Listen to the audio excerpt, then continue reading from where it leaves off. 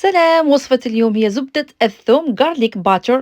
هذه الزبدة نستعملوها في كلش، أنا نستعملها يعني في أي حاجة، في كل مطبوخاتي تقريبا. منها طيبي بها الاسكالوب ليستيك، ديريها للتشيكن للدجاج للخضر، تصوطي بها الرولي، يعني أي حاجة تستعمليها. إليك الوصفة سيدتي، راح تحتاجيها من اليوم، راح تولي تعتمديها في كل وصفاتك. مكوناتها بسيطة وسهلة التحضير، تبعي معايا طريقة تحضيرها حبيبتي. إذا المكونات زبدة الثوم هي الزبدة، المكون الرئيسي ولا مارغرين، ثوم بودرة، معدنوس مقطع رقيق، فلفل أسود وملح.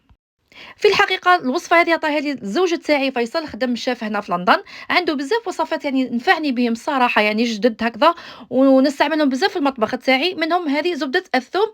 وصفة من وصفات الشاف فيصل. والله يبارك، راه هو اللي وجد لي فيها، يحضر لي فيها رمضان ان شاء الله، راح ندير كونتيتي كبيره باش نلقاها في رمضان ونلقاها العام كامل يعني. وهذه هي طريقة التحضير. الزبدة لازم تكون طرية، تربي لها شوية ثوم، المعدنوس في الرقيق، الملح، فلفل أسود، والثوم بودرة فقط.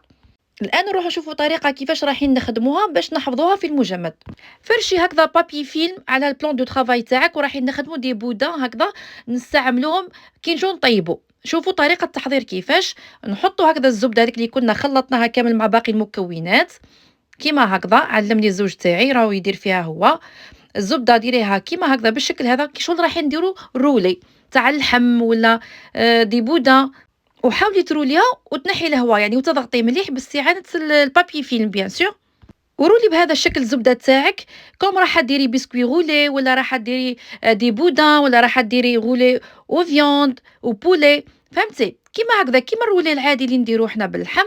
اضغطي عليه من الجانبين بهذا الشكل.